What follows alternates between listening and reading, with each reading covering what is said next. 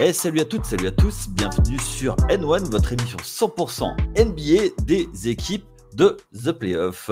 Et oui, troisième semaine de Playoff, on va commencer à faire le premier bilan du jeu, des résultats, mais surtout du jeu et des grandes tendances. Pour en parler aujourd'hui, j'ai mes deux acolytes habituels. Ils courent sur les ailes, ils arrivent en trailer. C'est mon premier qui prend l'aile tout de suite, comme ça je peux lui lâcher la balle tout de suite. C'est Chris. Salut Chris, comment ça va?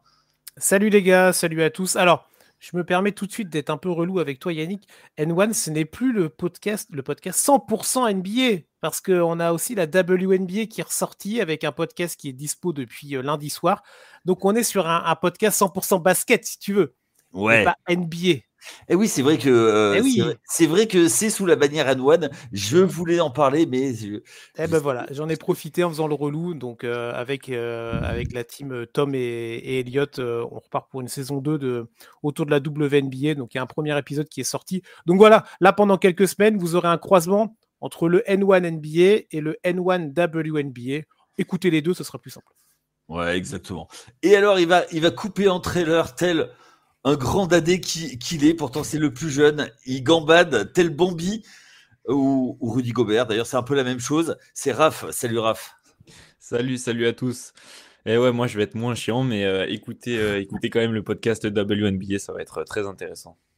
Et j'en profite tant que vous êtes tous les deux, ce vendredi, warm-up. Exactement. Tout à fait. 100% F1. Ouais, voilà. Bon, lui, oui, c'est bon. On va pas partir sur d'autres championnats de course automobile ou de sport automobile. Donc ouais, vendredi, samedi, comme d'hab. Pour le Grand Prix d'Imola. Yes, Émilie Romagne, là, c'est un début d'un triptyque de 3 Grands Prix, si je dis pas de bêtises. Donc ce sera cool, et ce sera donc vendredi ou samedi. C'est à voir selon l'horaire de sortie, messieurs, dames. Exactement. Donc tous les week-ends de Grand Prix, pour tout savoir sur le Grand Prix, allez écouter Warm Up. Et puis vous pouvez également écouter les copains de First Pitch qui font le bilan chaque semaine de l'actualité de Major League Baseball. La saison bat son plein. Donc allez les écouter. Et également Tailgate. Alors plusieurs choses. Le LF qui reprend ce week-end. Donc, si vous êtes en région parisienne ou même à côté, n'hésitez pas à aller au stade Robert Herbin ou Bobin, je ne sais plus, du côté de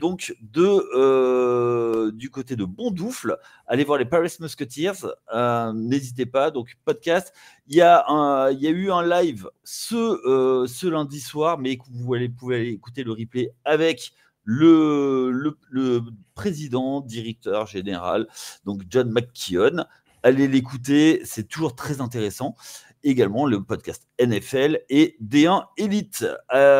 Tous nos experts sont sur le pont. Allez, nous, on va parler tout de suite de NBA. La WNBA, vous pouvez aller réécouter, comme l'a dit Chris. Donc, maintenant, la NBA, avec plusieurs tendances qui se chevauchent. On a fait un petit bilan en débriefant ce qu'on avait vu. Et on a vu une chose, c'est que le 3 points arrive de plus en plus et même vampirise de plus en plus le jeu. Vous, les gars, est-ce que c'est quelque chose que vous aimez ou quelque chose qui commence vraiment à vous énerver? Alors, je comprends le jeu, les analytics, c'est toujours mieux de marquer 3 points qu'un long 2 points. Mais aujourd'hui, est-ce que rechercher le 3 points à tout va, des fois, c'est pas un peu contre-productif? C'est complètement même contre-productif, je trouve, quand les équipes s'entêtent, en fait. Puisque ça fait plusieurs saisons déjà que le 3 points est installé, ça date pas depuis cette année. Mais on l'avait vu avec les Warriors, avec les Rockets notamment, c'était un peu les grandes équipes qui ont démocratisé ça. Mais en fait, là, depuis quelques années, j'ai l'impression que la stratégie des équipes, elle tourne majoritairement sur le 3 points. Et en fait, c'est ça qui me dérange, et surtout quand l'adresse répond pas, en fait. On voit là Boston, je trouve que c'est vraiment l'équipe qui a matérialisé ce problème-là en ce début de playoff, puisque contre les Knicks, donc ils s'étaient menés 0-2, et ils avaient 25% de réussite à 3 points. Et en fait, là, je me dis, quand on voit à quel point ils n'étaient pas droits sur ces 2 premiers matchs, pourquoi est-ce qu'ils continuent à ce point à s'entêter, à vouloir shooter à tout prix, en fait? Je trouve que le 3 points, c'est une arme létale. c'est vraiment aujourd'hui en NBA, on ne peut pas s'en passer. D'ailleurs, on voit les joueurs qui ne peuvent pas shooter, ils sont ils sont utilisés différemment, mais c'est beaucoup plus compliqué pour eux. Mais en fait, je comprends pas quand les tirs ne rentrent pas, pourquoi les coachs ne cherchent pas d'autres stratégies, ne cherchent pas à changer le jeu. Ouais, moi je te rejoins complètement sur l'analyse. Le but c'est pas de dire les 3 points c'est pas bien et il faut revenir à un jeu à l'ancienne, tout ça, mais en fait c'est la façon dont ils sont pris et le manque d'alternance quand du coup les choses ne vont pas. Je reprends ton exemple, alors c'est pas encore une fois pour taper sur cette équipe-là, mais c'est ce qui s'est passé ces derniers jours là avec le 0-2 pour Boston, mais même le match de dimanche à 21h30, pour des raisons différentes, on en parlera entre OKC et Denver, mais vraiment Boston, le match contre New York, le match 2 en particulier de mon souvenir, donc on rappelle où dans les 2 matchs, ils mènent de plus de 20 points à un moment et tout, il y a une vraie faillite, voilà. Et dans le 4e quart-temps en particulier, ils retombent dans les travers de cette équipe qui shoot à 3 points et ça leur a réussi parce que ils ont été champions titrés l'année dernière et c'est en partie grâce à ça. En partie, je rappelle, ils ont fait une très belle saison régulière, mais en fait, tu as eu l'impression qu'ils ont voulu se replier sur ce qu'ils pensaient bien faire, mais quand tu n'as pas l'adresse, en fait, tu dois proposer de l'alternance. Et c'est là, moi, où du coup, cet abus de 3 points, quand l'adresse n'est pas là, me gêne et me pose question sur la capacité des staffs à proposer donc cette fameuse alternance avec des systèmes différents, avec de la pénétration, avec de la création offensive différente, faisant circuler la balle, etc. Donc ça me gêne. Et un dernier point qui me gêne aussi, et là même quand l'adresse est bonne, mais ça c'est un parti pris que j'ai, et je pense que peut-être des gens qui nous écoutent ne sont pas d'accord et je le respecte totalement, c'est les fameux 3 points de contre-attaque. Tu sais, tu as un rebond défensif, l'équipe court et elle a la possibilité d'aller pouvoir marquer un panier facile, presque gratuit à 2 points. Et non, ils vont s'arrêter, ils vont prendre un tir à 3 points.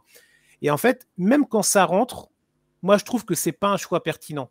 Parce que tu vas le faire 100 fois, je pense que statistiquement, je n'ai pas de chiffres et tout, mais c'est juste un point de vue. Je pense que statistiquement, tu n'es pas gagnant. Donc moi, c'est quelque chose qui me gêne, parce que ce n'est pas nécessairement à ça que j'ai été biberonné en tant que fan de basket, mais je respecte ceux qui apprécient. Mais voilà. Moi, c'est le manque d'alternance et l'obstination des équipes qui me gênent et qui, en fait, limite, font que je m'emmerde devant certains matchs.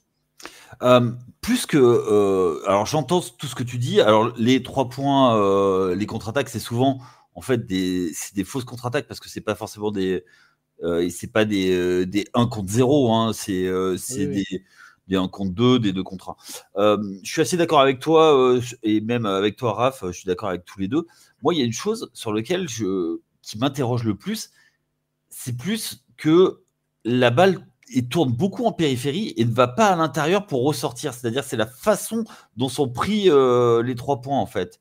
C'est-à-dire que s'il y a, par exemple, un pick and roll avec un roll, oui, des fois, ça ressort, mais pas tant que ça. Après, il y a beaucoup de drive and kick. Et là, je suis d'accord, c'est des bons shoots parce que la balle arrive. Mais souvent, ça tourne un peu au handball, avec des attaques en fer à cheval. Et en dernier ressort, on prend un 3 points. Est-ce que c'est pas plutôt cette philosophie qui est embêtante plutôt que matérialiser les shoots à 3 points? Sur le drive and kick, moi je trouve que au contraire, moi j'aime bien voir ça. Je trouve que ça peut permettre d'être une double menace et de masquer justement les intentions. Surtout quand on a des joueurs aux Celtics par exemple, ils sont presque tous capables de driver. Et quand ils ressortent la balle, justement, ça peut un peu surprendre l'adversaire, même si depuis quelques années, ils le font énormément. Mais c'est vrai que sur cet aspect-là de faire à cheval et juste de se passer la balle, de faire tourner autour de l'arc des 3 points, là, c'est vrai que je te rejoins, ça se rapproche énormément du handball. Et c'est vrai que moi, c'est quelque chose qui me parle moins parce que je trouve ça beaucoup plus ennuyeux. En fait, j'ai l'impression qu'il ne se passe pas grand-chose. Et surtout, au-delà de ça, c'est le manque de mouvement des joueurs qui me dérange plus que cette mouvance autour de la ligne à 3 points. Ouais, voilà, moi c'est pareil. Le manque de mouvement, des fois, tu as des attaques. Je parlais du fait que la balle devait tourner, et tu as des équipes où parfois tu as des joueurs, ils ne touchent pas la balle pendant plusieurs possessions. Ils vont se placer à un endroit. Bon, Et du coup, les défenses se réajustent parce que combien de fois on voit, que ce soit en saison régulière ou en play-off, tu as des joueurs, on leur laisse un quart de terrain ou on leur laisse un périmètre énorme parce qu'on sait qu'ils vont pas prendre le shoot ou parce qu'on sait que c'est pas une menace offensive parce que la création, en tout cas, les systèmes sont pas faits pour eux. Je trouve ça dommage parce que quand tu es en NBA, tu as quand même un certain niveau de basket quand même, et tu es capable de le faire. Donc, c'est un problème global et en fait, j'ai peur que comme beaucoup de tendances ou de mouvances, on en arrive, tu sais, à une caricature. C'est un peu ce qui est arrivé.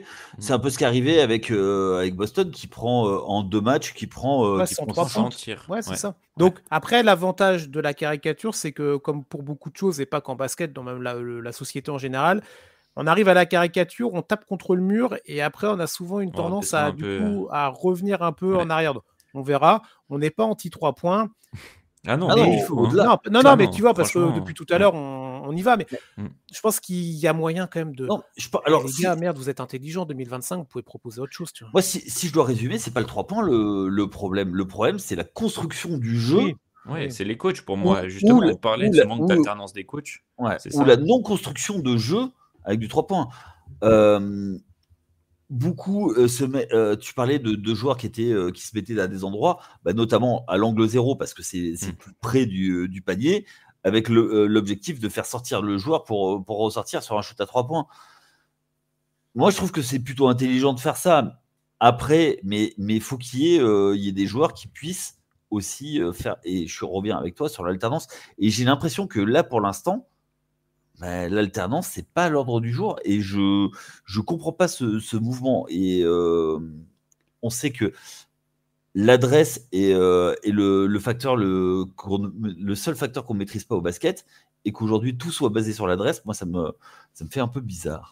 C'est sûr, et c'est ça le problème justement des équipes. On voit si les Nuggets font un début de match aussi catastrophique dimanche soir, c'est en partie à cause de cette adresse parce que le ballon, il circulait plutôt bien. Alors, c'était pas incroyable, mais ça allait. Il y avait des shoots ouverts et pourtant, ils les mettaient pas. Et en fait, ils étaient à 0 sur 13, je crois, au premier quart-temps. Quand tu vois que les 5, 6, 7 premiers shoots à 3 points, ils rentrent pas, pourquoi tu continues à t'obstiner comme ça aussi? Ouais. Ok. Est-ce que vous voyez un effet pervers à ça, en fait? Est-ce qu'il y a des équipes qui vont mourir à cause de ça? On les a un peu évoqués, les effets pervers, tu vois. On en revient aux mêmes choses, c'est-à-dire si tu proposes pas d'alternance, tu peux proposer des cartons horribles comme ce qui s'est passé dimanche soir, même s'il y a d'autres raisons. Tu peux proposer des fins de match horribles comme ce qu'a pu faire Boston contre New York.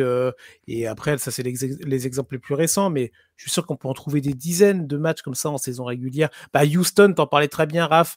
Faut se souvenir, c'était quoi, les playoffs 2018 où, je crois que c'est ça, contre les Warriors, où il meurt parce qu'il rate 36 shoots à 3 points de suite, je crois que c'est ça. Et voilà les gars, donc à chaque fois les contextes sont différents et tout, mais on retrouve quand même, c'est étonnant, dans l'équation, une inconnue qui n'en est pas vraiment une. Donc, mais moi je pense que oui, la mouvance va gentiment avoir tendance à se désaxer un peu, on espère. Parce que moi, je dis, je répète et j'ai fini là-dessus, ça m'emmerde de regarder des matchs où les mecs ils proposent toujours la même chose et proposent que des shoots à 3 points sans alternance. Et t'as envie de taper ta tête contre la télé. Les gars, merde, vous êtes payés 40 millions d'années, proposez-nous autre chose, tu vois. C'est sûr que c'est ennuyant. Et en plus, je vois une équipe comme les Cavs, pendant la saison régulière, c'était une des équipes qui shootait le mieux à 3 points. Là, actuellement, ils sont menés 3-1 par les Pacers. Et en fait, je trouve que c'est aussi à cause de ce 3 points à outrance, puisqu'ils n'ont pas d'adresse depuis le début de cette série. Et on voit qu'ils sont alors en train de mourir, c'est un grand mot parce que la série n'est pas terminée, mais s'ils venaient à se faire éliminer, je trouverais que ce serait aussi en partie à cause de ça, quoi. Ok. De toute façon, on va y revenir un petit peu plus tard sur le grand débat de l'émission. Autre tendance qu'on a vue, et on a parlé de Boston, c'est Boston qui faisait avec Mitchell Robinson. C'est-à-dire que même dans le troisième quart-temps, même avec plus de 20 points d'écart, dans le match 3, Mitchell Robinson était été mis sur les fautes. On sait qu'il est pas droit au lancer franc. Il a 30, allez, on va dire C'est un 34%. euphémisme. T'es gentil, Yannick, parce que c'est un mec de New York qui dit ça, parce que sinon il l'aurait dézingué. Hein. Ouais. Ouais, bah oui. J'assume. C'est pas Yanis non plus, tu vois. Ouais. Genre, Ah bah, c'est Yanis, des étages.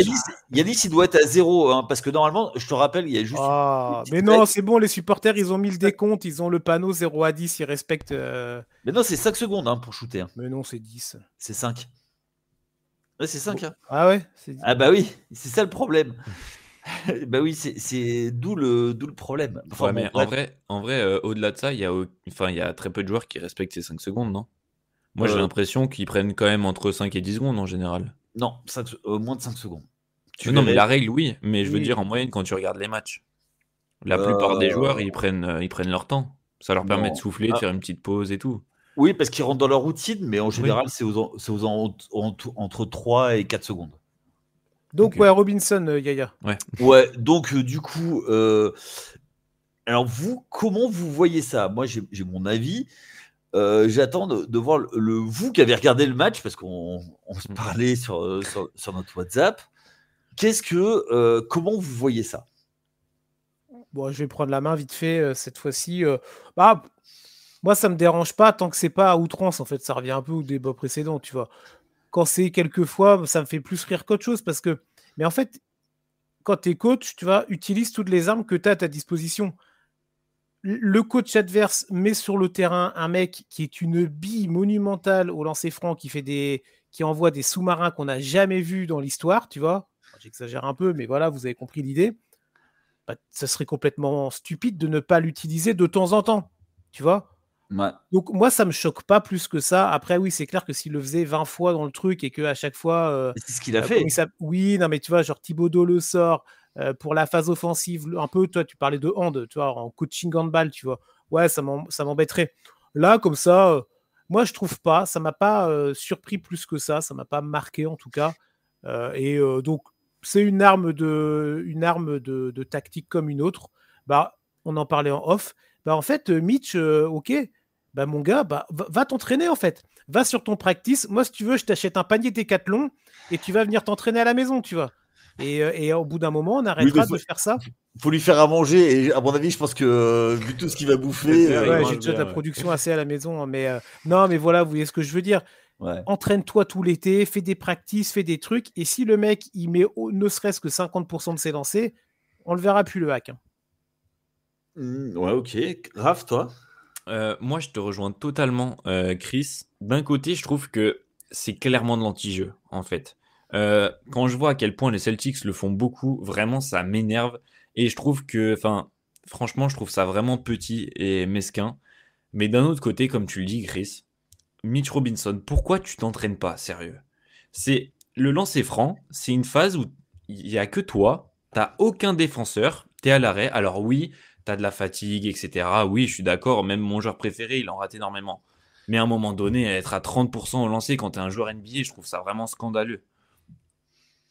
Moi, je suis pas. Enfin, c'est une phase très particulière, le lancer franc, qui est très mental.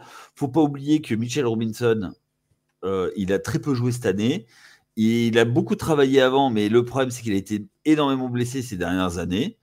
Il a bataillé pour revenir. Voilà, après, là-dessus. Je suis d'accord avec vous. Après, sur le travail, est-ce que c'est vraiment quelque chose qui se travaille? C'est comme tout, Yannick. Bah, C'est un Ouais, mais aspect attends. technique du jeu. Tu dois le Ouais, mais travailler. regarde, oui, mais qui dit qu'il Là, ne t'as pas travaille de pas défenseur sur regarde, toi ou quoi, ouais, tu mais vois? regarde, alors regardez Shaquille O'Neal. Ah Oui, non, non, mais mais tu trouveras toujours des exemples. Mais Ouais, oui. mais tu vois, c'est pareil. Et André Jordan, on se foutait de lui aussi, tu vois. Même Voilà. Gobert, Noah, oui.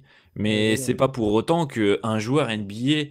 Enfin, je suis désolé. Moi, je trouve que, encore, tu vois, sur le fait qu'on rate des 3 points, qu'on rate des shoots à mi-distance, etc. Quand bah, t'as un défenseur, t'es dans le flow du match, t'es essoufflé parce que Mitchell Robinson, faut pas l'oublier, c'est un joueur qui se tabasse de partout, au rebond, en défense, qui donne énormément d'énergie. Ça, personne pourra lui enlever. D'ailleurs, s'il est en NBA, c'est pour ça. Ouais. Mais d'un autre côté, le lancer franc, je trouve que genre, t'as quand même quelques secondes pour reprendre ton souffle. Rien ne l'empêche de faire un peu comme Yanis, de gagner du temps, un peu aussi. Mais là, franchement, genre, il n'y a aucun défenseur sur lui. Tu peux reprendre un peu ton souffle et tout. Genre, Moi, je Et trouve qu'au moins 50-60%, enfin. La méthode, Bah sa oui, construction. Et quand on voit, on va pas franchement. rentrer dans la technique, mais la façon dont le ballon est envoyé, t'as l'impression qu'il joue aux fléchettes, tu vois.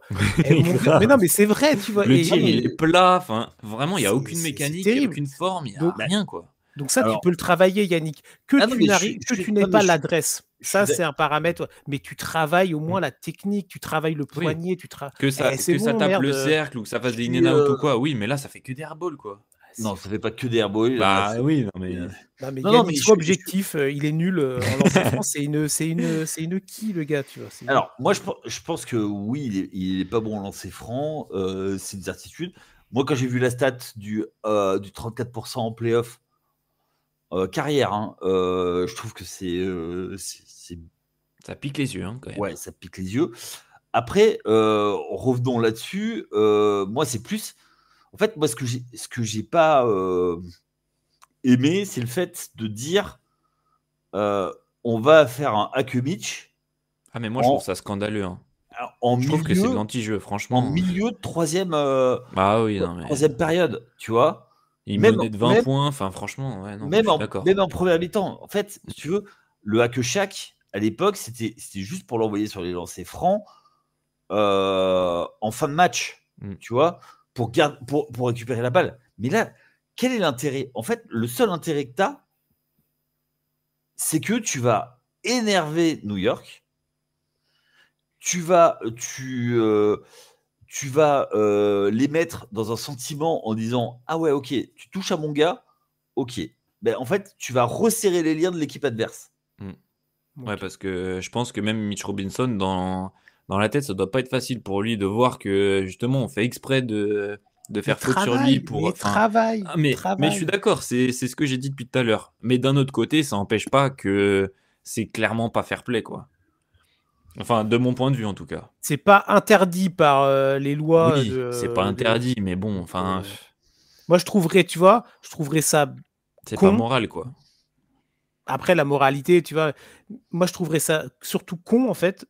Au-delà d'être immoral, je trouverais ça bête de ne pas l'utiliser. Mais encore une fois, toi, je veux dire, quand Greg Popovich, rappelez-vous, on les a vus, les images, on en a parlé de Greg Popovich il y a quelques semaines, quand il fait ça, le premier match de saison contre Phoenix. Oui, mais c'était pour rigoler. Non, mais je sais bien, mais tu vois, je veux dire, ça, on en rigolait, mais pourquoi pour chaque on en rigole et pourquoi pour d'autres on trouve ça on trouve pas ça normal ou pour tu chaque, vois, moi je Mais trouvais déjà pas ça normal, hein. Alors attends, déjà pour chaque c'était fait uniquement en playoff, uniquement en fin de match. Et là, la différence, c'est que c'est fait dans le match. C'était vraiment le truc, c'est les gars. C'est leur stratégie défensive, quoi. Ouais, ok. Ben, les gars, sortez. Ok. Du coup, Thibodeau, qui n'a pas le droit de l'ajustement, il va être obligé de faire des ajustements derrière. Mais je suis pas sûr que ça soit favorable à Boston au final. Bah en fait, moi, je me dis, genre, les mecs, ils sont champions en titre, ils devraient pas avoir besoin de ça, quoi. Enfin, franchement, je suis désolé. Quand tu le vois mais... comme un aveu de faiblesse? Bah, un peu, ouais. Genre, vous êtes pas capable de bien défendre et du coup, vous faites ça, genre. Enfin, franchement, moi, je trouve vraiment pas ça. Le but, c'est pas de défendre, le but, c'est de récupérer la balle. Oui, c'est ça. Oui, mais une bonne défense, c'est tu récupères la balle. Que ce soit par un shoot raté, par une interception, par un contre ou quoi. C'est ça. Et donc surtout, au final, récupérer la balle, oui, c'est. Et t'augmentes ton nombre de possessions comme ça. Hein. Mais t'empêches l'adversaire de marquer et tu récupères la balle. Mais enfin, voilà. Après, de toute façon, c'est la sensibilité de chacun. C'est sûr qu'il y en a qui, enfin, même vous qui nous écoutez, certainement, vous n'avez pas de problème avec ça et tout, et je respecte. Hein. Je dis juste que c'est vrai que moi, je trouve ça vraiment pas cool, quoi. Ouais, c'est même pas ça. En fait, si tu veux, c'est que comment dire ça. Après, il y a des règles non écrites. Tu fais ça en fin de match, ça me dérange pas. Milieu de match, moi, c'est la temporalité. Mais bon. Et d'ailleurs, dans le match 2, c'est là-dessus qu'ils perdent du rythme parce que du coup, ils jouent plus. Bah, bien sûr. Ils jouent plus et ça casse complètement le rythme. Donc, tu es devant, tu es en train de cruiser et tu fais ça. Mais c'est hyper risqué. Et d'ailleurs, les Knicks étaient menés de plus de 30 points. Ils reviennent à 10 avec ça. Même s'ils ne marquent pas, ben, les Knicks, Boston non plus n'a plus de rythme en attaque. Si tu veux, c'est ça qui est compliqué. Fin de match, on sait, c'est de l'ISO, c'est du. Ça arrive plus. Moi, je n'arrive pas à comprendre pourquoi aussi tôt dans le match. Après, c'est peut-être des tentatives pour savoir est-ce que ça va marcher, est-ce que ça va pas marcher. Bon, mais et peut-être aussi pour le sortir pour plus tard dans le match, mais je sais pas. Enfin bon. Autre chose à rajouter là-dessus sur le Hack Mitch? Allez, on continue, on enchaîne. Il y a une chose qu'on voit de plus en plus, et je voulais votre avis là-dessus, c'est l'apparition de la zone. Cette année, j'ai l'impression que toutes les équipes, quasiment, à part 2-3 exceptions, à un moment ou un autre du match, sortent de la zone, voire font plus de 20 minutes de zone. Est-ce que c'est quelque chose qui vous surprend? Est-ce que c'est une tendance de fond? On a vu en saison régulière, on en a vu dans d'autres saisons de play-off. Vous, aujourd'hui, cette lame de fond de la zone, est-ce que c'est quelque chose que vous voyez? Moi, clairement, je trouve ça super intéressant, en fait, puisque on a l'impression qu'à chaque fois qu'une équipe le fait, ça met en danger l'équipe adverse, ça la déstabilise, et ils perdent leur repère, en fait. Et justement, on parlait de C'est le but de la zone. Hein. Ouais, on parlait de l'outrance du 3 points en début de podcast. Et je trouve que la zone, souvent, ça complique, ça empêche et ça enraye l'équipe adverse et ça les empêche d'avoir une bonne adresse à 3 points, de rentrer des tirs, etc. Donc clairement, moi, c'est quelque chose que je trouve super intéressant et je me demande même pourquoi les équipes ne l'utilisent pas en saison régulière, en fait. Ok. Toi, Chris? J'ai pas nécessairement un avis tranché sur la question. Je trouve que. En fait, c'est rigolo. Je trouve que les débats se suivent. Disons qu'Yannick, t'as bossé l'émission. Mais non, mais toi, on en revient toujours au côté un peu alternance. T'as quand t'es coach, t'as différentes façons de construire ton attaque et t'as aussi différentes façons de proposer des défenses pour contrer les attaques adverses, selon les équipes, selon les match-ups, selon tout ce que vous voulez. Et oui, ce type de défense-là est une option comme une autre. Après, c'est pareil. La proposer de temps en temps, c'est pas mal parce que ça peut brouiller des pistes, ça peut brouiller des cartes. Selon le moment, si tu parlais tout à l'heure de momentum, de timing, selon le momentum du match, ça peut être pas mal de sortir cette petite carte-là du jeu, et après de revenir sur de l'individuel, de proposer des 2-3. Bon, bref, il y a plein de formules. Et je trouve ça intéressant.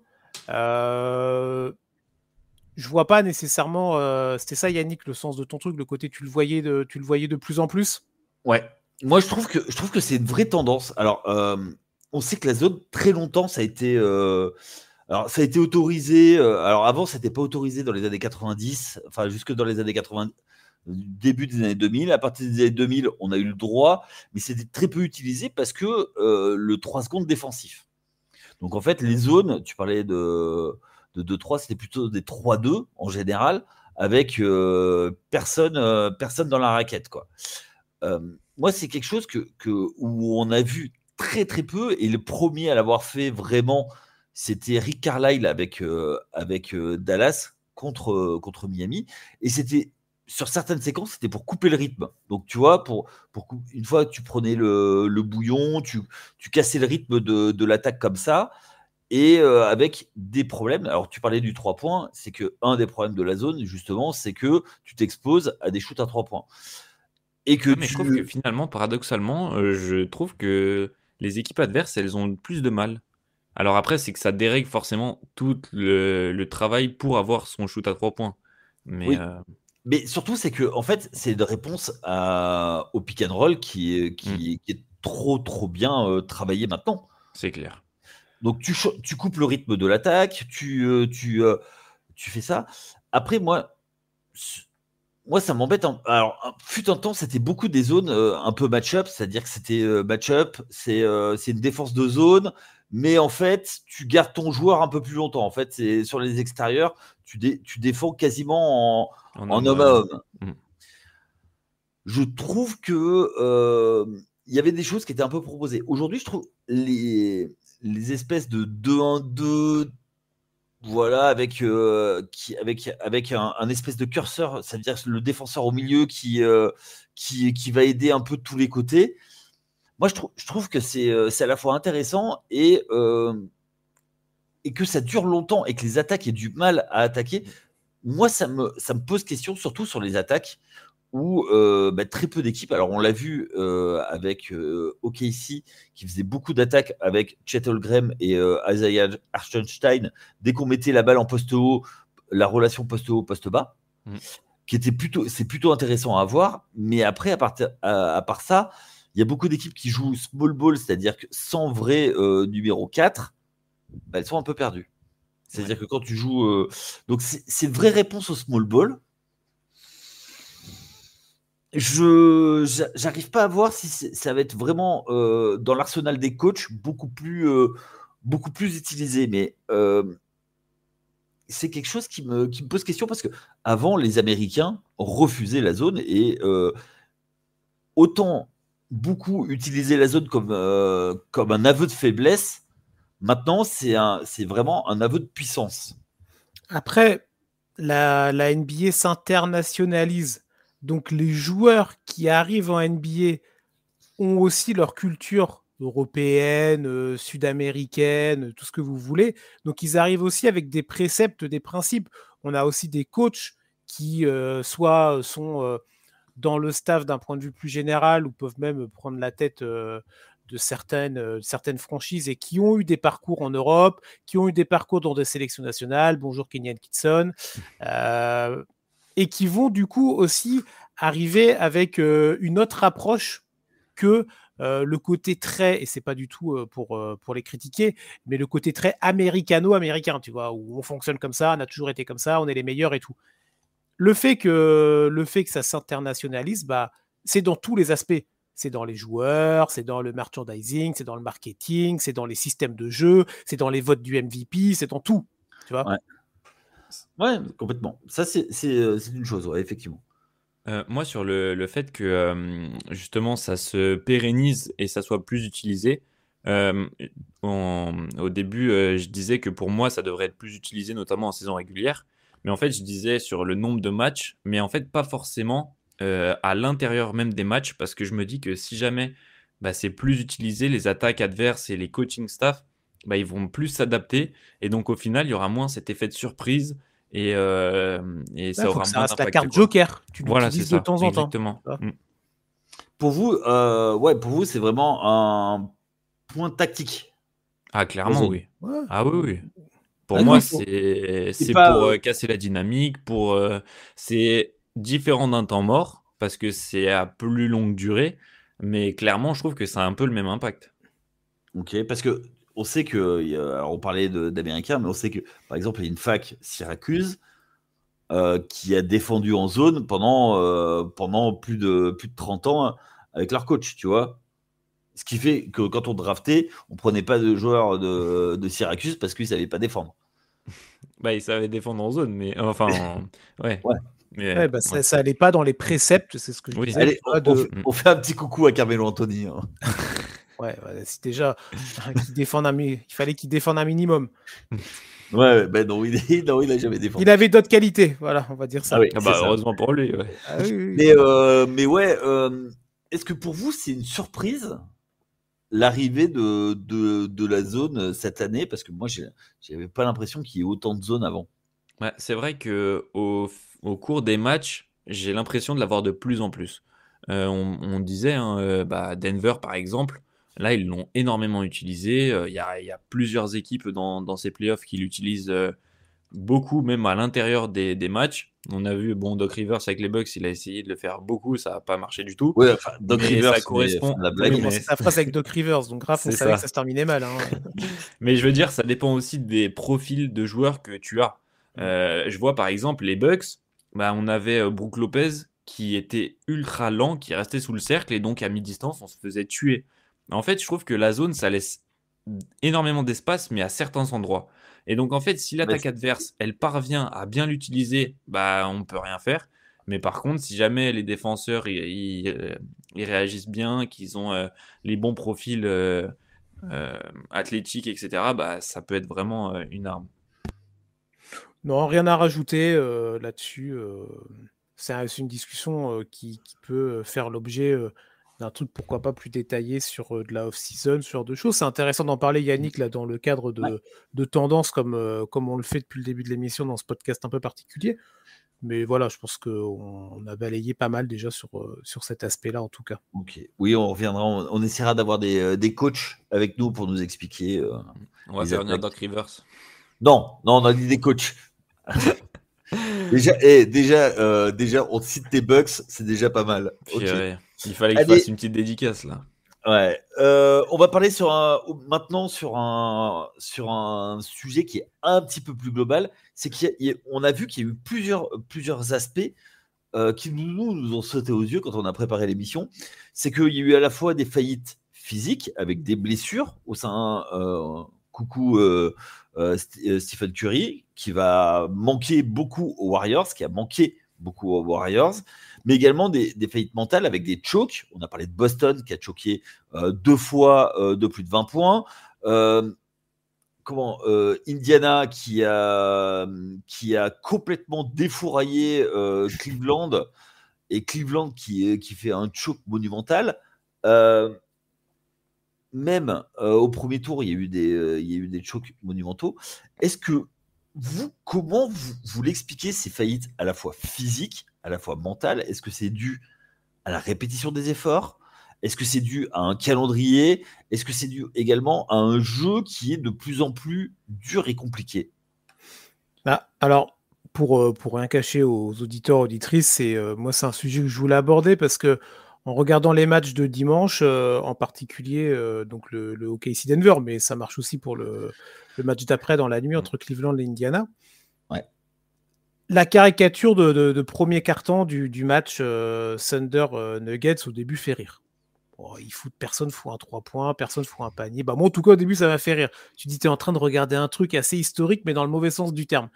Et en fait, après, en tout cas, de mon point de vue, je commençais à réfléchir et j'ai commencé à avoir ce raisonnement-là. Donc, par rapport à ce match-là, la confirmation dans le match d'après, même si, encore une fois, à chaque fois, les événements sont différents, les matchs sont différents. Le match 7, tu n'en as pas parlé, Yannick, mais nous, on en avait parlé la semaine dernière, entre les Clippers et les Nuggets, avec voilà, ce craquage mental absolu et cette baisse de motivation, je ne sais pas trop comment la qualifier, des Clippers. Bon, bref, on pourra en trouver d'autres. Et en fait, c'est un sujet que je voulais aborder parce que je pense pas, on n'aura pas de réponse. On va parler 10 minutes, un quart d'heure, on n'aura pas de réponse à apporter sur ce genre de sujet-là. Mais en fait, c'est assez étonnant. Et tu vois, au-delà des blessures que toi, tu as données, Yannick, dans l'exposé du propos, et j'entends très bien, moi, c'est pas vraiment ça, c'est plus la fatigue. Pas les blessures, toi, Curry se blesse, au Bucks, Lillard s'est blessé, tu as toujours des joueurs qui se blessent dans les playoffs. Mais là, en fait, c'est une fatigue que je trouve plus d'un point de vue langage corporel, d'un point de vue général des équipes, pas des joueurs qui se blessent et qui se pètent parce qu'ils sont peut-être trop claqués. Mais tu vois, je reprends cet exemple-là du premier carton Thunder Denver de dimanche, c'est Holmgren qui le dit en sortie de premier carton. Il avait l'impression d'être dans un back-to-back. On rappelle, le match 3, ça avait fini en prolongation dans la nuit de vendredi à samedi, et ils enchaînent dimanche 13h pour eux, heure de Denver. Donc, je pense que, comme tu l'as dit, Yannick, il y a un côté, déjà, on n'arrête pas de dire la saison régulière, elle est longue, mais bon, ça a toujours été le cas. Mais en fait, l'athlétisation à outrance des joueurs, moi, je pense qu'au bout d'un moment, en fait, le corps ne peut plus suivre, en fait. Et ça doit être une des raisons qui font que, au bout d'un moment, les corps fatiguent. C'est comme dans tout, qu'on soit athlète ou non, au bout d'un moment, voilà, les corps fatiguent. Mais au-delà de la fatigue physique, moi, c'est plus les faillites mentales qui me posent question. Est-ce que c'est dû à des défaillances intellectuelles, je ne sais pas si c'est le bon terme, des joueurs, mentales, du coaching staff qui ne prépare pas suffisamment les joueurs à différentes situations et scénarios dans les séries et au sein même des matchs dans les séries? J'aurais plus tendance à partir là-dessus. Des erreurs de coaching, quand tu vois un coach qu'on a beaucoup encensé cette année, Marc Daigneault, du côté du Thunder, qui n'a absolument rien proposé du match à part le changement entre Caruso et Dort, et bien lui en a pris parce que l'équipe a gagné, mais pendant le match, tu n'avais rien, tu n'avais aucune proposition. Joe Mazzulla, combien de fois on a tapé dessus parce que tu as l'impression qu'il n'est pas dans le... Je trouve que, je sais pas, on n'est pas dans les vestiaires, mais est-ce qu'il y a des préparateurs qui sont là mentaux? Est-ce qu'il y a des gens qui sont là pour accompagner les joueurs dans ces efforts à répétition? Est-ce que les joueurs sont prêts, sont aptes? Je sais pas. Et en fait, voilà, je terminerai là-dessus. Moi, je trouve que j'ai balayé ça très vaguement, mais je trouve que c'est quelque chose qui m'a sauté aux yeux dans ces playoffs-là. Beaucoup saluent des playoffs assez incroyables en termes de scénario, de machin. Je l'entends, mais il y a une partie de ces scénarios qui sont dus, de mon point de vue, à ces faillites, qu'elles soient physiques et ou mentales. Et ça me pose question. Ouais, c'est clair. Je te rejoins sur la plupart des choses que tu as dit, Chris. Mais là, vous avez balayé plein de choses. Et je trouve que, en fait, chaque cas est vraiment différent. Bien sûr.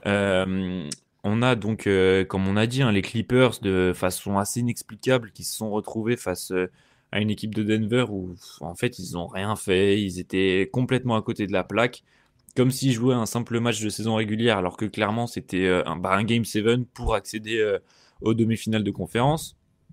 Pour ce qui est des blessures, en fait, oui, on a beaucoup de blessures, mais un petit peu comme chaque année, comme tu le disais, Chris, avec des Ja Morant, des Jimmy Butler qui tombent et qui se font mal sur des chutes.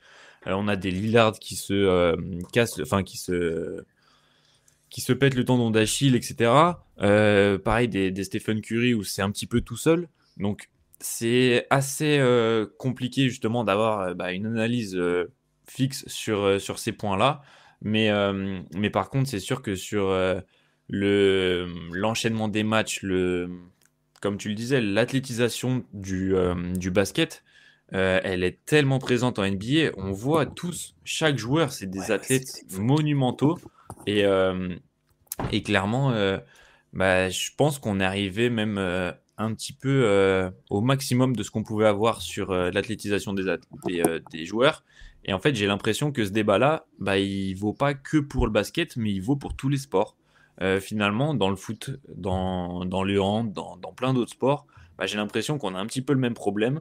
On est tellement arrivé à ce que les limites du corps pouvaient atteindre que j'ai l'impression qu'il y a de plus en plus de blessures physiques et pas forcément des chocs, etc., qui provoquent ces blessures-là. Alors, il y a plusieurs choses dans le débat. Je vais essayer de synthétiser.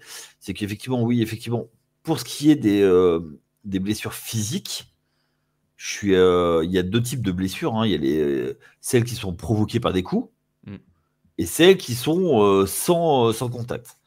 Celles qui sont sans contact, je suis d'accord avec toi, on arrive dans un monde où la science a fait de tels progrès que aujourd'hui, les préparateurs physiques sont des coachs comme les autres et font en sorte que les athlètes soient ultra préparés et soient au maximum de ce qu'ils puissent avoir. Et quand on tire trop sur la machine, ça pète. Après, sur effectivement ce qui arrive sur des coups, notamment les entorses, des choses comme ça, malheureusement, ça a toujours été, et ça vient aussi du fait que, un peu la corollaire de ce qui a été dit, ce que je viens de dire juste avant, c'est que on développe tellement les joueurs que les chocs sont de plus en plus violents, et ça, c'est un peu comme dans les sports. C'est clair. Donc, sur l'aspect physique, je suis assez d'accord. Et après, c'est concernant l'aspect mental, les faillites mentales, il y a quelque chose, c'est que la NBA notamment, il y a de tels enjeux financiers maintenant qu'il y a une pression qu'il n'y avait pas forcément avant. Ne serait-ce que avec la hausse des droits télé qui est complètement artificielle, on arrive sur une ligue qui certes propose beaucoup de matchs. Donc, comme elle propose beaucoup de matchs, on ne peut pas réduire le nombre de matchs. Et avec un public de plus en plus exigeant. Donc, c'est vrai aussi. On veut voir des highlights, on veut voir des matchs serrés, ce qui n'arrive de moins en moins en fait. Parce que en saison régulière, les coachs maintenant si à la fin du troisième quart-temps, il y a 20 points d'écart, Il ferme la boutique. on ferme la boutique, quoi. On laisse tomber. Mm. Donc, du coup, avec la NBA qui veut garder un produit attractif pour faire monter le prix des franchises, parce que c'est du business. En 2002, je crois que c'était 300 et quelques millions les Celtics. Ouais. Maintenant, c'est 6 milliards. 7, ouais, même. C'est comme pour les Hornets, c'est pareil. Voilà. Donc, il y a cet aspect. Et il y a des enjeux, c'est-à-dire que si tu perds ta place, aujourd'hui, un coaching staff, c'est quasiment 2 fois plus de personnes que de joueurs. Parce qu'il y a des coachs, parce qu'il y a des machins, il y a les intendants, il y a tout ça. Donc, c'est tout un aspect qui donne ça. Après, pour en revenir au choke, moi, je pense qu'effectivement, c'est un aspect mental avec des joueurs qui sont très forts physiquement, sont très forts, mais dans cet aspect, c'est un peu compliqué à suivre. D'ailleurs, je vous invite à réécouter une interview que j'avais fait il y a 2 ans avec un préparateur mental. Un coach qui basait beaucoup sur la vision et sur l'aspect, qui est psychologue du sport. Il s'appelle Julien Souton. Si vous allez chercher dans les podcasts, il y a 2 ans, je l'avais interviewé pour TF1 à l'époque, maintenant The Playoff. Donc, c'est sûr que lui, il aurait sûrement beaucoup plus d'éléments que nous, parce que c'est vrai que nous, on essaye d'analyser ce qu'on voit, etc. Mais alors, il a je peux pas dire qui il a, mais il a des joueurs de français, il a d'autres sportifs, il a plein de sportifs, donc je peux pas divulgacher des noms, mais voilà, il apportera ça et l'aide que peut apporter ça. Et il avait notamment, on parlait de choke sur le coaching, on avait parlé de quelque chose qui est tout bête. Quand un coach doit prendre une décision, faut qu'il s'assoie. Parce que s'il est debout, ça mobilise des choses dont tu n'as pas conscience quand tu es debout. Ça mobilise des muscles, ça mobilise une attention dont tu ne te rends pas compte puisque tu le fais naturellement, machinalement, mais ton cerveau est un peu pris. Et je pense que tu vois, cette dimension de préparation mentale, on l'a sur les joueurs, mais on l'a pas sur le coaching. Quand on parlait des erreurs de coaching ou du non-coaching, il y a peut-être aussi les coachs à se former par rapport à cet aspect mental qui aujourd'hui est un aspect qui est, oui, pour le sportif, pas forcément pour les encadrants. C'est vrai. Et d'ailleurs, Doc Rivers, qui est toujours debout, penché, je pense que là, son cerveau, il est pris à 100%, et donc c'est pour ça qu'il est aussi... qu'il est à côté de la plaque. Faut arrêter le Doc bashing. Ouais, je suis fan des Bucks, j'ai le droit. Hein. Ça fait 1 an que je me le fade. Ouais. À que Dog, ouais.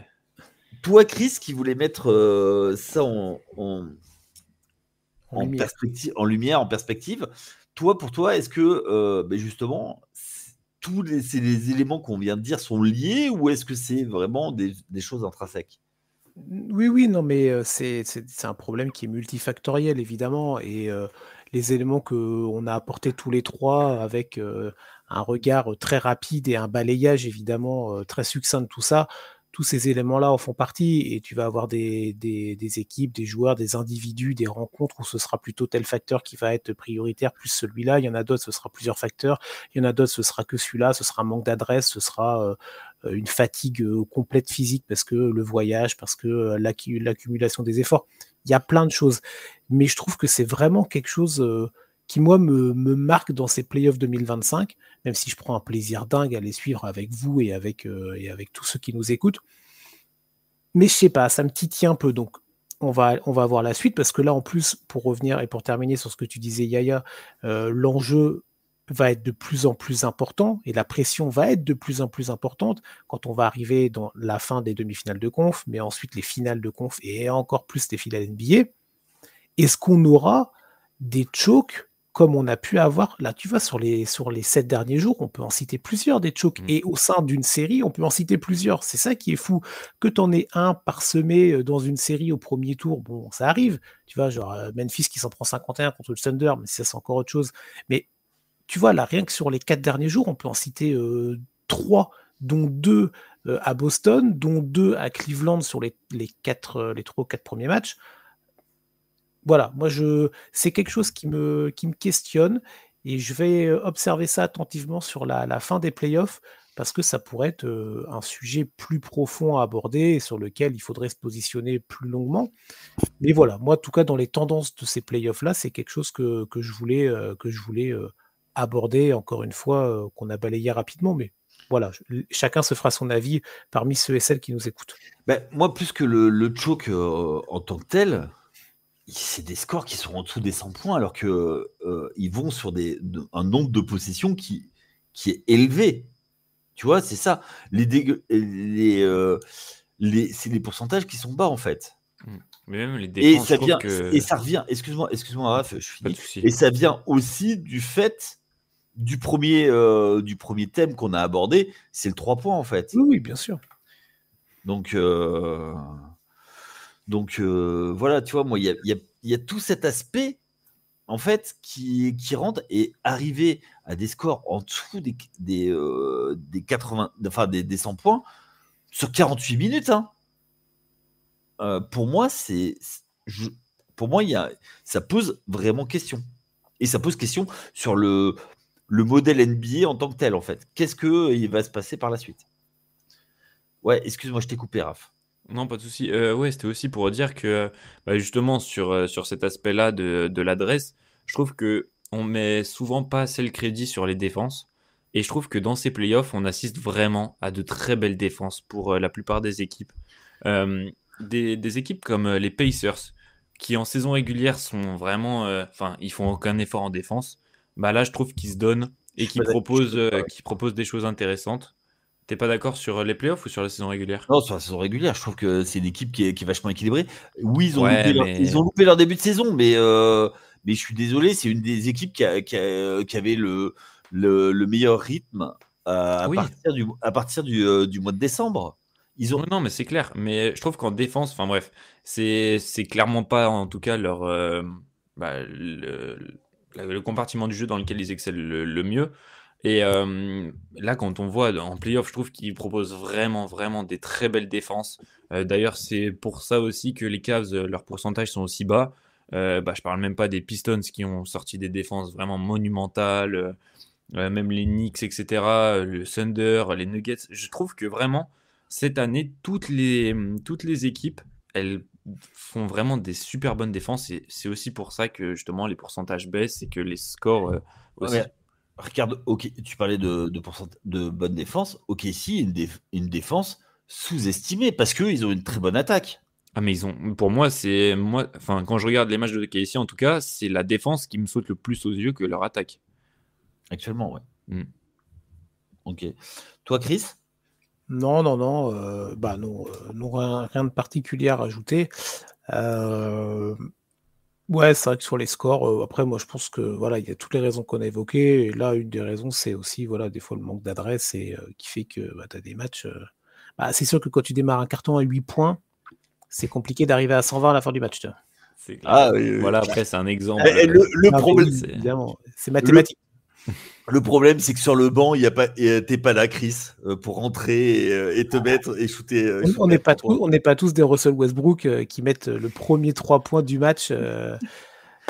Tu vois, mon GOAT, Russell. C'est vrai. Raph, tu voulais aborder un autre joueur, toi. Ouais, justement, c'est quand Chris parlait de la lumière qui était parfois un peu trop brillante pour certains joueurs arrivés en play-off au vu de l'enjeu, etc. Moi, je trouve qu'en fait, un des joueurs qui matérialise le plus ça, c'est Ty Jerome, en fait. Ty Jerome des Cavs qui fait vraiment une saison où il explose. Il était pas méconnu en début de saison, mais pas loin. Clairement, peu de gens parlaient de lui. Et au final, il a fait vraiment une saison très impressionnante, je trouve, dans le scoring, etc. Il apportait vraiment quelque chose à cette équipe des Cavs. Et en fait, arrivé en playoff, clairement, ses pourcentages, ils ont baissé drastiquement. Déjà que c'est un joueur qui faisait pas énormément de passes, là, en fait, il a plus scoring et il a toujours pas les passes. Donc clairement, je trouve qu'il matérialise bien aussi ce fait que quand la lumière devient trop brillante, c'est encore plus compliqué pour certains joueurs. Ouais, mais tu vois, c'est typiquement le type de joueur. On revient sur ce qu'on avait dit avant, où en fait, il bénéficie du rythme de l'équipe, mais quand ça devient plus dur et que l'équipe est dans le dur, lui, il va pas amener. En fait, il va surfer sur la Sur la dynamique de. vague. Mais ouais, je te rejoins totalement. Ouais, Et en fait, tu sais, dans une équipe, une des choses, parce que quand tu as autant d'ego dans un vestiaire, c'est instaurer la franchise. C'est instaurer la hiérarchie dans la franchise. Et arriver à faire comprendre à des gamins qui, dès leur première année de basket, ils étaient la star. Et leur dire, en fait, tu vois, et toute leur vie, on les a grimpés comme des stars en disant, mais t'arrives dans un vestiaire, et en fait, t'es le 13e, t'es le 14e. Bah oui, mais là, clairement, il joue comme un poulet sans tête, Ty Jerome. Non, mais c'est vrai, c'est un peu méchant, mais il prend la balle, il court, tête baissée, il shoot. Peut-être que son idole, c'est Donovan Mitchell. Tout de suite. Non, mais en fait, ce que plaisanterie mise à part, en fait, si tu veux, ça, c'est aussi le rôle du coach. Et on parlait de faillite mentale. C'est au coach de le mettre sur le terrain si tu as confiance en lui et dans un rôle précis et de lui dire ce que tu attends. C'est clair. Après, c'est son rôle aussi de dynamiter et d'apporter du scoring. Hein. Mais c'est vrai que quand on voit que ça rentre pas, moi j'ai un peu du mal avec ces joueurs qui s'entêtent. Ouais, mais regarde, tu avais J.R. Smith à l'époque. Tu vois, le truc c'est que avec les Cavs, il a ramené un titre parce que aussi c'était un poulet sans tête à un certain moment, quoi. Tu vois. Mais bien sûr. Il en a peut-être fait perdre un aussi. Hein. Aussi, mais ouais, mais attends, il en a fait gagner. Hein. Oui, non, mais c'est sûr. Il y en a, ils essayent même pas d'en faire gagner. Hein. Et ils font perdre aussi, quoi. Donc, tu vois. C'est clair. Hein, la Melo Ball. Enfin, bon, bref, on va pas citer tous les losers, mais la Melo. Enfin, voilà, quoi. Ok. Est-ce que vous avez des choses à rajouter, messieurs? Non, c'est pas mal. C'est bien d'avoir abordé, sortir un peu du côté match, tu vois, et d'aborder des choses un peu plus générales. En tout cas, j'espère que ça a plu aux gens qui nous ont écoutés. Et de toute façon, là, on va rentrer vraiment dans le dernier carré là, des équipes et ça va être cool à suivre. Chaque match est presque immanquable, hein, quasiment quand même. Et Oui. Non, c'est avec plaisir qu'on suit ça. Et au moment où on enregistre, on a appris que Donovan Mitchell était game time decision pour le match 5. Donc ça va être, on va voir ce qui va se passer. Est-ce que Cleveland va être capable de faire un comeback? Les Cavs, ils sont pas épargnés quand même. Hein. Franchement, sur le deuxième tour là. Ça sent le foin pour les Cavs, hein, quand même. Hein. Ouais, tout à fait. JB Bickerstaff. Ah non, c'est même plus lui. Non, c'est même plus lui. Ah mais non, mais tu sais que JB, il fait. Il aura pas fait si mal finalement. Hein. Ouais, mais lui, en général, il qualifie au playoff. Après, c'est fini. Hein. Enfin, bon. Et puis, on attend aussi le dénouement de l'autre côté, à l'ouest. On n'a pas beaucoup parlé de Minnesota ni de. Non, mais la série est un peu biaisée. Il te manque le joueur le plus important des Warriors. Voilà, tu vois, ça. Là, je te dis, tous les matchs sont immanquables. Bon, bah là, du coup, tu as un peu moins envie de regarder parce que tu connais un peu tu vois comment ça va se finir. Et bon, et du coup, Yannick, il viendra nous dire dans les futurs podcasts, je vous l'avais dit, les Minnesota Timberwolves en finale de conférence. Alors, il nous avait pas mis la petite astérix disant que Steph Curry serait pas là pendant 80% de la série. Mais après, je pense que même avec Curry, je sais pas si. Oui, même avec Curry, mais bon, là, tu t'enlèves, voilà. C'est sûr. Tu t'enlèves une grosse partie du problème, quoi. Ah oui.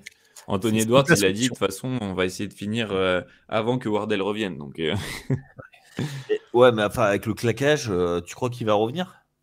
Ils disent Game 6, mais déjà, est-ce que ça. Enfin. Même si est-ce qu'ils vont au Game 6 déjà? C'est la question. Et puis même, ça peut vite rechuter si jamais il revient trop tôt. En termes d'audience, on fera quand même des previews si la finale c'est Minnesota-Indiana ou parce que je t'avoue que ça va pas être fou. Hein. Finale NBA Minnesota-Indiana. Oh là là. Adam Silver en PLS. Ouais, c'est ça. On lui enverra un fax de comment bien faire la position latérale de sécurité. Parce que... Alors, je vous annonce tout de suite, il va trouver des trucs dans le règlement pour suspendre la moitié d'Indiana. Il a des... Enfin, mais on va pas commencer à parler de conspiration. Non. D'ailleurs, surtout qu'il y a la draft loterie. Exactement. Oui, alors, la passe des Chris, on est connecté là. Oui, mais il y a pas de. Maintenant, c'est fini. Les enveloppes plus chaudes et tout ça, c'est fini pour avoir Patrick Ewing Onyx. Non, mais on verra. Si Cooper Flag va arriver à San Antonio, croyez-moi, il va y avoir Dallas. énormément. Ouais, ou Dallas, il va y avoir tellement de conspirations. Ça va être incroyable. Vraiment, on va sortir le popcorn. J'ai vu la stat passer, ça fait un paquet d'années que l'équipe qui a le plus de chances en termes de pourcentage, il passe 5e, je crois. Premier pick. Ouais. Ça fait un bail. Donc, c'est clair. Toutes les séries sont faites pour s'arrêter un jour, tu vois. Mais ça m'étonnerait tellement pas qu'il aille dans une franchise déjà de lose, mais vraiment de grosses lose, tu vois, genre Chicago, tu vois. Ah, mais non, mais il y a trop de. Non, mais ils sont pas dans le loterie. Ils sont en loterie, Chicago? Mais. Ils sont en fin, quoi. En fin de loterie. Bon, je sais pas. Yanis et Cooper Flag à Chicago. Allez hop, c'est signé. Ah non, Yanis. Chicago, ils ont le 12e pourcentage. Ils ont 1,7%. Ah, mais comme ils ont appuyé sur le bouton Rebuild, on les a félicités en fin de saison parce qu'ils avaient enfin appuyé dessus. Peut-être que là, ils vont aller au bout du projet. Ouais, on va voir. On va voir. En tout cas, j'espère que vous avez pris autant de plaisir à nous écouter que nous à faire ce podcast. Raph, Chris, merci pour votre expertise. On se retrouve fin de semaine avec toi, Raph, pour un épisode peut-être qui va parler un peu plus de séries qui sont arrêtées et on va tirer les bilans des séries qui sont finies déjà, peut-être, on ne sait pas, on va voir. On vous concocte ça. Et puis Chris, toi, donc avec la WNBA, on va t'écouter dans la foulée et warm-up pour la fin de semaine.